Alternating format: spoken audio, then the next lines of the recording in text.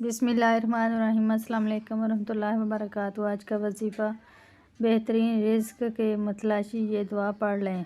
हज़रत अबू हुरैरा रज़ी अल्लाह अन्हा से मरवी है कि आप सल्लल्लाहु अलैहि वसल्लम ने इरशाद फरमाया, जो शख्स सुबह में ये दुआ पढ़ ले तो इस दिन बेहतरीन रिज़्क़ से नवाजा जाएगा और बुराइयों से महफूज रहेगा, और जो शाम को पढ़ ले तो रात को बेहतरीन रिज़्क़ से नवाजा जाएगा और बुराइयों से महफूज रहेगा। दुआ यह है, माशाअल्लाहु ला हौला वला कुव्वता इल्ला बिल्लाह अशहदु अन्नल्लाहा अला कुल्ली शैइन कदीर। वही होगा जो अल्लाह चाहेगा, ना कोई ताकत ना कुव्वत सिवाय अल्लाह के। मैं गवाही देता हूँ अल्लाह पाक हर शय पर कादिर है।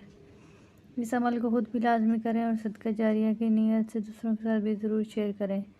अगर वीडियो अच्छी लगी है तो इसे लाइक करें। मज़ीद इस तरह के वज़ाइफ देखने के लिए हमारे चैनल को सब्सक्राइब करें। जज़ाकल्लाह। अस्सलाम वालेकुम वरहमतुल्लाहि वबरकातुहू।